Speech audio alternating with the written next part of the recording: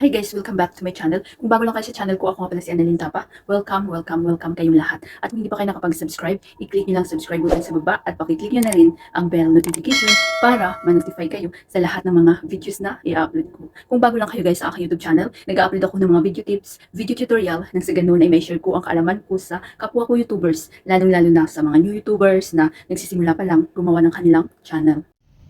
Hi guys, sa video na ito, i-share ko sa inyo kung saan ba or paano ba gumawa ng thumbnail at anong magandang apps na pwedeng gumawa ng thumbnail. So tapusin yung video na ito guys, i-share ko na rin sa inyo kung paano ito ilagay sa inyong mga video. So ang gamit natin is CapCut. So dito ako guys gumagawa ng aking thumbnail. So pag na-install nyo na, pwede siya sa Android, pwede siya sa iPhone. Ang gamit ko always is Android. So i-open natin ang CapCut. So, dapat guys, mayroon na kayong mga background na download para gamitin nyo sa inyong thumbnail. So, punta tayo dito sa edit. Pag may mga lalabas na ads guys, i-exit nyo lang. Nakikita nyo, new video. Pupunta tayo sa ating gallery, videos, photos. So, dito tayo sa photos. Then, hanapin ko yung aking na-download guys na background. So, ang usually ginagamit ko is yellow. So, ito na siya. Ayan.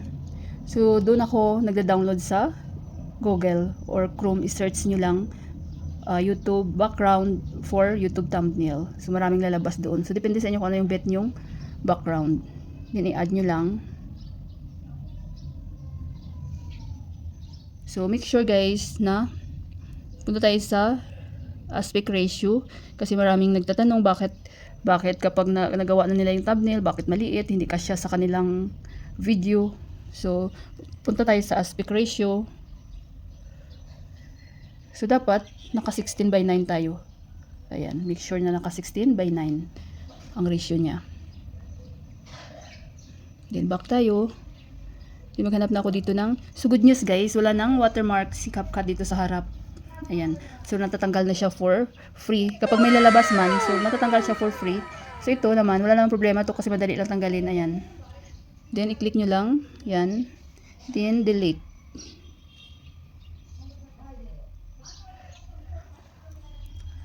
Then, punta tayo sa overlay. Add overlay. So, dapat may ready na rin kayong photo na magandang photo, attractive para gamitin sa inyong thumbnail. So, hanapin ko lang yung sa akin, guys. So, ito ang gamitin ko sa aking thumbnail. So, i-add nyo lang. So, ayan na siya. So, tanggalin natin yung background, guys. So, hanapin natin ang remove BG. Ayan, nakikita nyo. So, may bayad siya, guys. Pero, hindi naman natin siya isi-save. I-screenshot natin mamaya. So, click lang natin tong auto removal. So, yan. Remove na siya.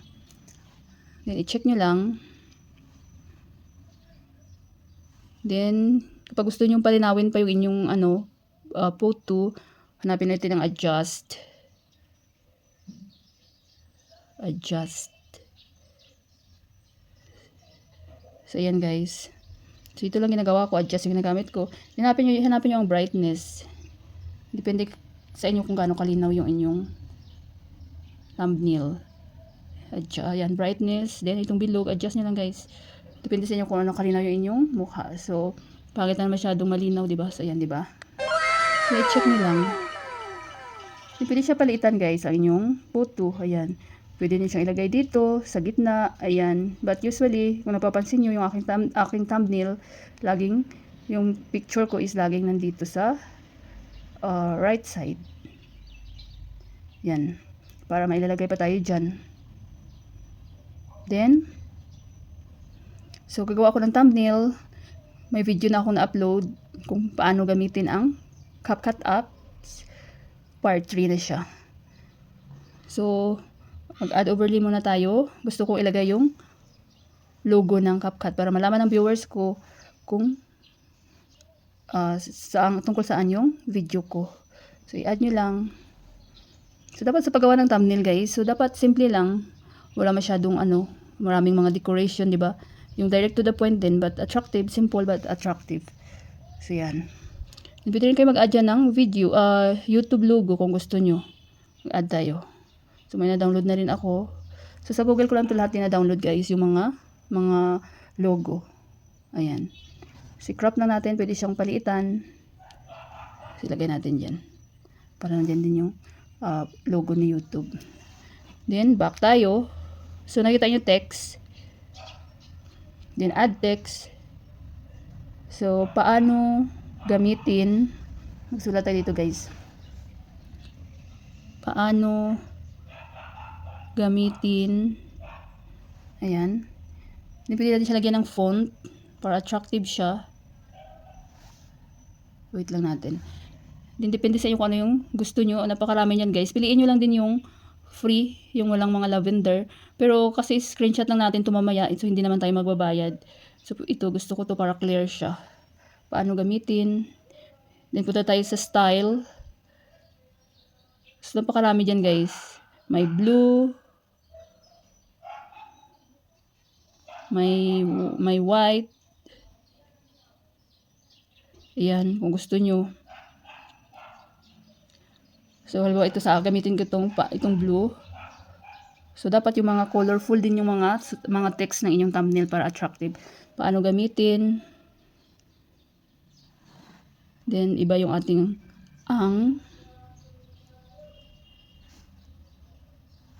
So, then, punta tayo sa style. So, red naman yung ating gamitin. So, paano gamitin then i-check nyo.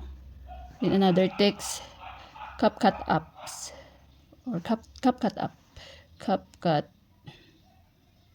app. Ayan. So may pula na, so iba yung ano natin.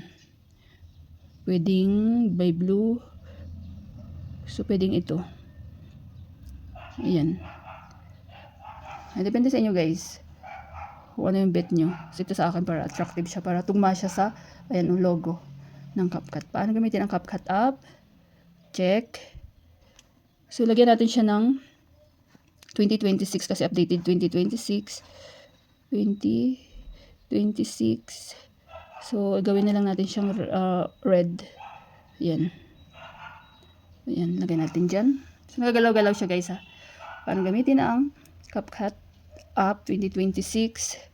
So, dahil, then i-check nyo lang. So, part 3 na kasi to guys. So, kung gusto nyo malaman kung paano mag-edit ng video sa CapCut, mayroon akong step-by-step tutorial. May part 1, part 2, at saka part 3 na itong gagawa natin ng thumbnail. So, part 3. So, kayo na bahala guys mag-explore kung ano yung mga bet nyong kulay, font, style. Ayan, part 3. So, dahil dami ng red, so, hanap tayo dito ng ibang kulay, pwedeng orange. Ayan, part 3. Ayan. So, natin ilagay, pwede natin pwesto dyan. Para malaman ng viewers natin na part 3 na ito. Then, i-check nyo guys. So, di ba ang ganda na kasi wala na yung ginawa ko kasi nung nakaraan, mayroon pang, ano dito si CapCut, mayroong watermark. At saka kapag tanggalin mo yun, may bayad. So, ngayon, inalis na uli nila. So, kapag may mga mobile nyo lalabas yun, i-click nyo lang yun guys, at ipiliin nyo yung remove for free. So, mari-remove na siya na hindi kayo magbabayad. So, ayan, ang ganda na, di ba? So, kapag okay na kayo dyan, guys, so, simple lang aking thumbnail. So, pwede rin ako mag-add dito na watermark, no more. Pwede rin. Kasi yung part 1 may nakalagay dun eh. Watermark. Watermark. Magta-type lang ako, guys. Watermark is no more in CapCut. Try natin kung okay ba siya. So, hanap lang ko dito ibang kulay. Itong green kaya, ayan. Ayan. So, dapat kasi yung mga kulay natin attractive. So, kaya saan natin pwesto? Pwede siya palitan, guys. Ayan, insert na lang natin siya dito. Move natin itong 2026. Ayan. Kaya na bahala mag-adjust.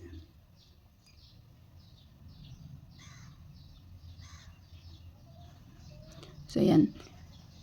Paano gamitin ang CapCut app Part 3, watermark is na yung CapCut. So, 2026. Then, lahat naman ng mga mobile nyo guys, di ba, mayroong screenshot. So, screenshot natin guys. So, na-screenshot ko na guys ha. Punta tayo sa gallery.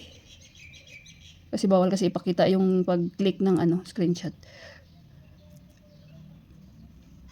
So, ayan na siya guys. Yan. Hindi nakita nyo, i-edit nyo lang guys. Ito parang pencil. Yan, i-crop natin. Yan. So, ayan. I-double check nyo kung tama ba yung mga text, paano gamitin. Ang CapCut Part 3, 2026. Then, save nyo. So, ayan, na-save na. Then, punta na tayo guys sa YouTube Studio Apps.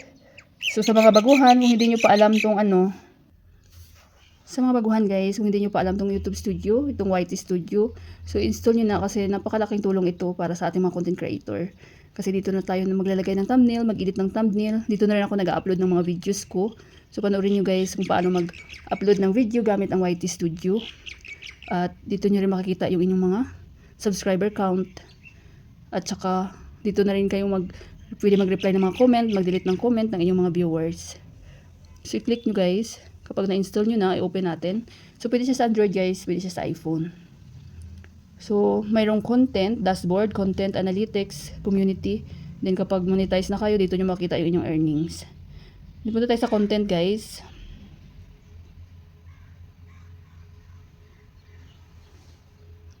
Then, view all.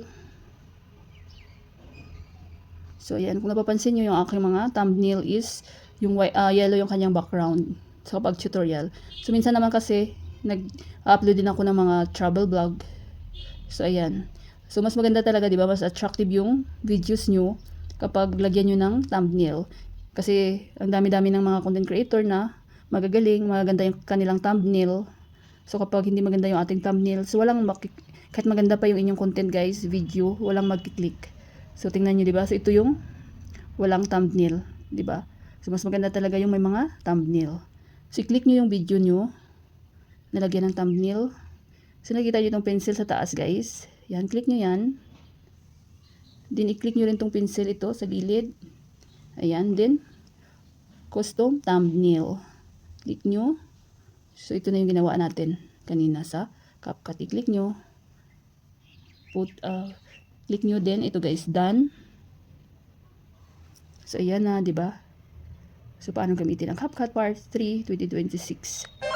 Then, i-done nyo guys. So, sa akin, kasi ito naman talaga yung topic ng video ko. So, i-done ko siya. Then, save. So, mayroon na tayong thumbnail, di ba? So, super dali lang guys maglagay ng thumbnail. So, pag meron kayo guys mga question, suggestion, and request, mag-iwan lang kayo ng comment any videos ko at mababasa ko yan. So, ayan na siya guys. Ayan na yung ginawa natin. Diba? So, super dali lang. Sana guys may natutunan kayo sa video tutorial ko na ito at maraming salamat sa panunood. Kung mayroon kayong mga question, suggestion, and request, just leave a comment down below. At huwag niyong kalimutan mag-like, share, comment, at kung hindi pa kayo nakapag-subscribe, i-click niyo lang subscribe button sa baba at pakiclick niyo na rin ang bell notification para ma-notify kayo sa lahat ng mga videos na i-upload ko. Always be happy guys, be positive, avoid nega. See you next time!